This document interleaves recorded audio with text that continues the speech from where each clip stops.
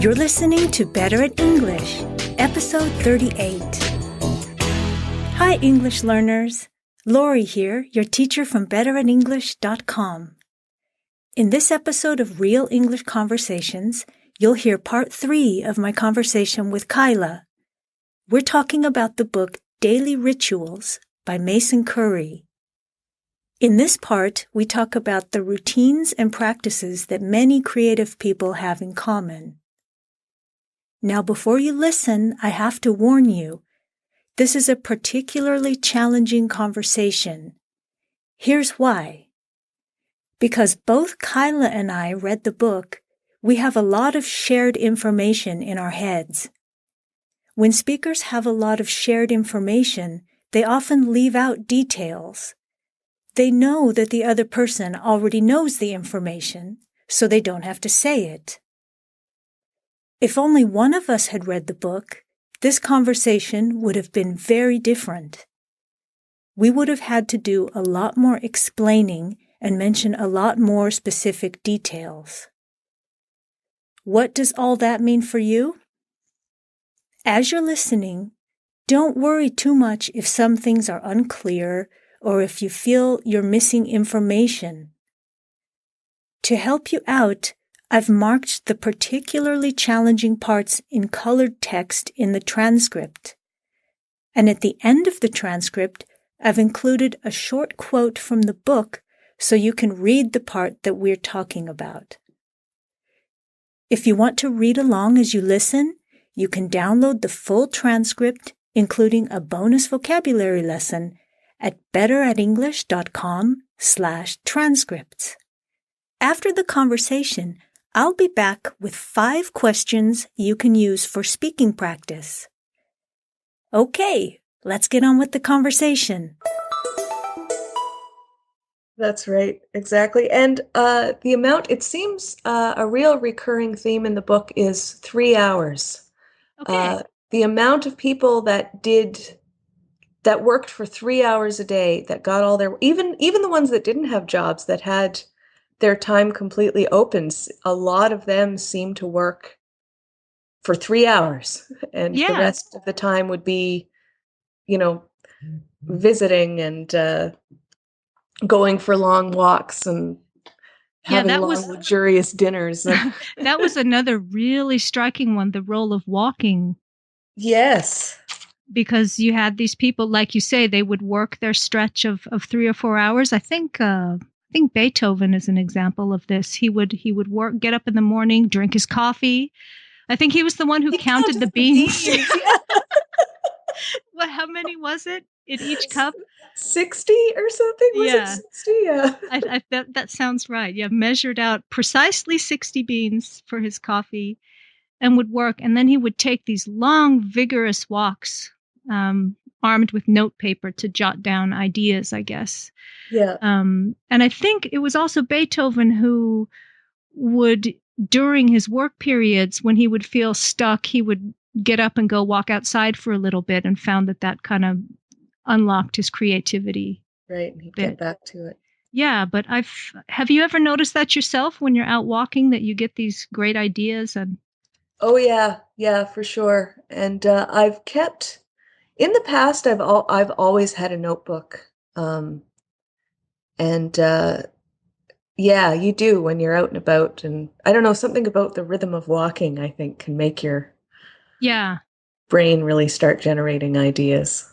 Yeah, it's really interesting. And I'm sure there's some kind of physiological reason for that, and like psychological reason why that happens. I mean, sure, scientists who know what they're doing could somehow measure it.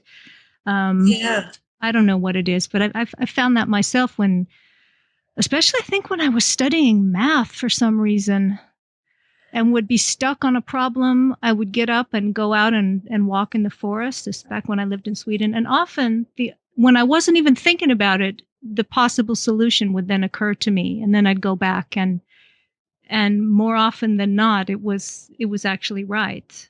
Right. Yeah. So interesting. Something about I don't know, I guess like sleep, things kind of chug around in your brains while you're sleeping, and maybe the same sort of thing happens with a walk. Yeah. Really interesting. So that was also a common theme, the walking. Yeah. Were there any other things? There were quite a few. There seemed to also be two camps of there were the people with like the poor diet, too much alcohol, and not enough sleep. Yeah, the bohemians. And then there was the crew that like never socialized, always went to bed at 9 o'clock. Yeah. It's like, isn't there a middle ground? Yeah. I think there were some middle grounds, but those two Yeah, and I guess extremes. what I got from that was that everyone has to kind of find what works for them. That just Yeah. because being super regular, it's like we can think about a simple thing like your daily rhythm of when you get up and when you go to bed. Like for me, I know for sure, beyond the shadow of a doubt, I am best when I first get up in the morning after I've had my coffee, and preferably before the rest of the house is up. Like Yeah. if I can get up at 4:35 a.m. and have like 2 or 3 hours to myself, that's when I can get more done in those 2 or 3 hours than I can in the whole rest of the day. Yes. And the interesting thing is that no matter how hard I try, I have tried to re-engineer that to be able to do it later in the day, and I just can't do it. Yeah. But then other people are best at night. You have the people who were better after dinner, and like before bed, they would get down and do their work. And it's they'd wait for everyone to go to sleep, and in some cases too. Really interesting. Yeah, and the early morning thing was a very common theme. And so was the two extremes of the day. Yeah, another common theme was sort of having a place, like almost. And actually, I don't know if because Twyla Tharp is in this book as well. She's a choreographer. Right. And she has written a book called The Creative Habit. Read that one as well, but it was a while ago. Yeah, and she talks. I think she mentions it in Daily Rituals, and it's a theme that a lot of people have, and she talks about it a lot in her book.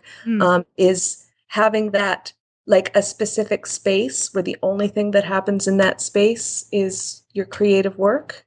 Right. And so there were quite a few. Like I think someone had like a cave or a stone hut or something. Oh my God. Yeah, you're right. It was something like out in the garden somewhere. Yeah, and like no one, like even like the because of course so many of them had servants. It's like like, how did you have servants? It was a different time. Clearly, that's what I'm missing. Yeah, it would all fall into place if only I had servants. But yeah, like he'd have like I think the cook who bring him his lunch would have to take a back trail. So right. But sort of there seemed to be a real theme of and it's the sort of same thing with getting up in the morning before everyone else, like having that time and space that's completely yours, that has no outside sort of influence, and that's the workplace. That's all for this time. I hope you enjoyed the conversation.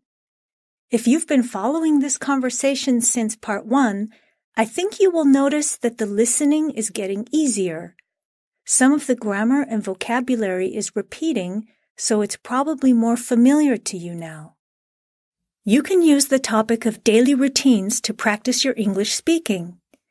For example, here are 5 questions you can use to start discussions with your speaking partner, or your teacher, or your tutor.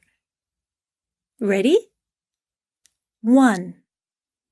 Do you have a special time of day when you're at your best? When is it, and how do you feel? 2. Do you have any special routines around your work or studies? What are they? 3. How long can you work productively before you need a break? 4. Do you work best in a special place, or can you be productive anywhere? 5. What do you do when your creativity is blocked or you have no motivation? Make sure to download the transcript and vocabulary lesson so you can read along to check your understanding. The transcript also has notes about the language we use in the conversation and explains a lot of the vocabulary. You can find it at betteratenglish.com/transcripts. Until next time, keep on practicing your English. In fact, you can practice right now by leaving me a voice message or writing something on the Better at English Facebook page. You can find all the ways to get in touch at betteratenglish.com/contact. Bye for now.